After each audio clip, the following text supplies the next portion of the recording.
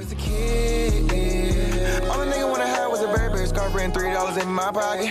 Instead I got beat with a switch, but I don't give a fuck, but it's on my body. Scars all up on me, but I run around from everybody. Life lesson learned, I better learn from this bitch, nobody. She pushed me around, she didn't give no motherfucks about it. She broke my heart 3 times, but I ain't getting... The last game that I want to talk about are the Buffalo Bills taking on the Detroit Lions. This game is going to be played this Friday, 7 p.m. Eastern Time kickoff on the NFL Network. Now, what I'm watching for the Buffalo Bills is going to be, how will this running game look? Because this running game last year was not all that great. Now, some Buffalo Bills fans say that the running game wasn't great because they were just so dominant throwing the football with Josh Allen and Stephon Diggs and company that they didn't really have no reasons to run the football. And I definitely understand that. I do agree with Buffalo Bills fans who come to that conclusion to a degree, but I also feel like they just weren't a great running football team last season,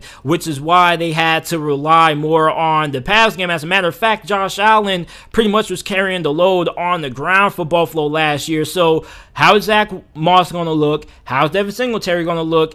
And Matt Breida. Now, I'm still a huge believer in Devin Singletary. Like, he had a pretty good rookie season. Like, there are a lot of Bills fans who thought he was going to have a breakout season last year, and nothing really quite materialized. And it's not because of Zach Moss, because both of those guys had equal opportunities to take over as the lead running back, but things didn't really work out. So you have Buffalo, who is potentially looking at trying to snag a running back.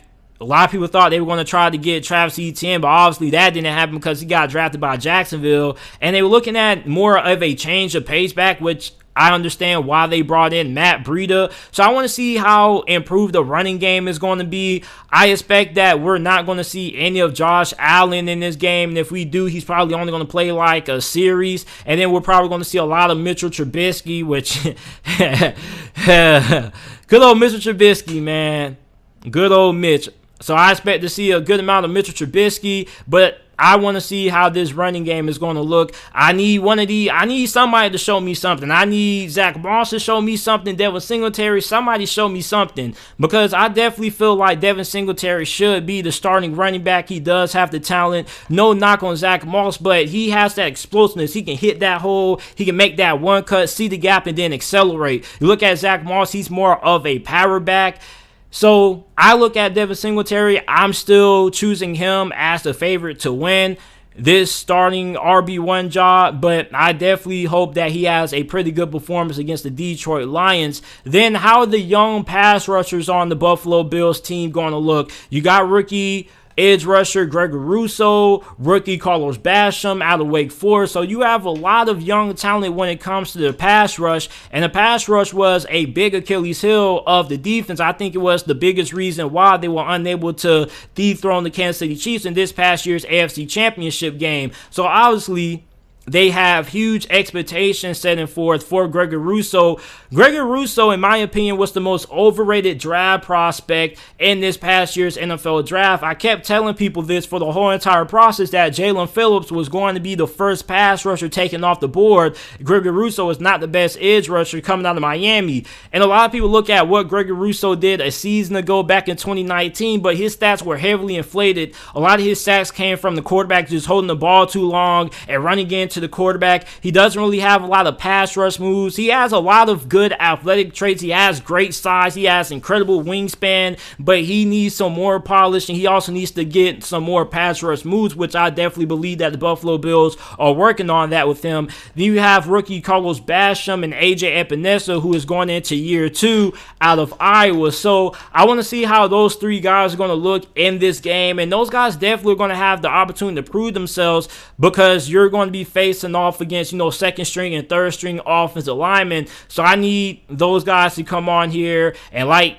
I said about the running backs, I need to see something. I need to see a glimpse. I need a sack or two out of either one of these guys. Now, for the Lions, my biggest concern really is going to be how's this wide receiver position going to look, because their wide receiver position may be one of the worst in the NFL. You got Brashard Perriman. You got Tyrell Williams, which Tyrell Williams, I love Tyrell Williams. I think he's really underrated. When Tyrell Williams is healthy, I think he's a pretty good wide receiver. Remember, a couple of years ago, when Antonio Brown ended up getting released by the Las Vegas Raiders, and a lot of Raiders fans were trying to ponder who is going to be that wide receiver to pick up the slack, Tyrell Williams was really good that season. So if Tyrell Williams is able to stay healthy, I think he's going to be a really good fit for that Detroit Lions offense with Jared Goff. Now you have rookie wide receiver Amon-Ra St. Brown out of USC, who a lot of Lions fans are raving about. I've been seeing a lot of good things about him out of training camp. A lot of people are saying that he's another version of Juju Smith-Schuster,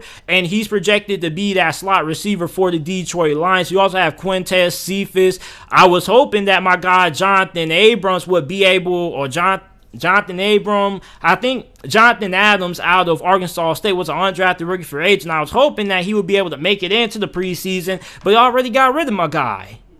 Golly, Detroit. I was really high on Jonathan Adams coming out of Arkansas State. He had that big game against Kansas State, and they just let my guy go. I was like, dang it, man. You could have gave Detroit, you could have gave my guy a preseason. You could have at least gave my guy Jonathan Adams one preseason game. That's all I want to see. I just want to see my guy just get one preseason game, man. Golly, man. Got rid of my guy Jonathan Adams, man. But then also, I want to look at the cornerback position for Detroit. That's another position that I have a huge concern about. Like, you do have Amani Rouye. Hopefully, Jeff Okudah is able to improve. But I don't really know how much depth they have behind those guys. Same thing with linebacker. Linebacker is probably one of the weakest spots on this defense as well.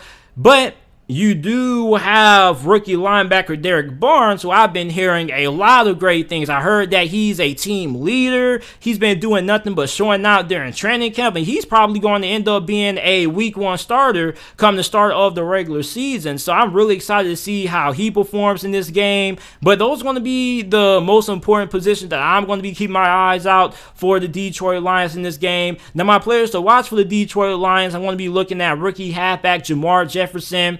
I don't really think he's going to be that much of a factor this year for the Lions run game unless he's like catching out of the backfield. But you already have Swift and you do have Williams. So Jamar Jefferson is more of a guy I'm looking at because I watched a lot of him when he was coming out of Oregon State, and he should get a good amount of playing time in this game. Obviously going to be keeping my eyes out on rookie wide receiver Amon-Ra St. Brown. Like I talked about earlier, there have been a lot of Lions fans who have been really impressed with what he's done so far during training camp. Defensive tackle Alon Manil out of NC State. I was really high on him. I feel like he was one of the more underrated defensive lineman prospects in this past year's draft, and I think that he could end up being a good rotational piece for the Detroit Lions this season. Now, players I'm going to be watching for the Buffalo Bills in this game, obviously Gregory Rousseau coming out of Miami. I want to see how much has he improved since then. Remember, this is his first game of football in like over a year, because remember, he didn't play last year. He chose to opt out of last year's college football season to prepare for the NFL draft. So we haven't really seen Gregory Rousseau suit up in an actual game in like over a year or so. So I want to see how he looks in this game. I want to see, has he improved his pass rushing moves? Does he have another move to add to his arsenal? Then you have rookie Carlos Basham, who also is in the same category as Gregory Rousseau, another young pass rusher. And I'm looking at both halfbacks, Zach Moss, Devin Singletary, Matt Breida, and Christian Wade. I expect all those guys to get a significant amount of playing time unless an injury unfortunately happens with one of those guys. Christian Wade is really interesting because he has come from the International Pathway program, which is basically like a little program for like international players to get into the NFL. So I want to see if he ends up getting some playing time in this game. But overall, those are going to be the players that I'm going to be watching for both the Buffalo Bills and the Detroit Lions in this upcoming preseason matchup. You guys let me know the players that you're going to be watching in this game down in the comment section down below.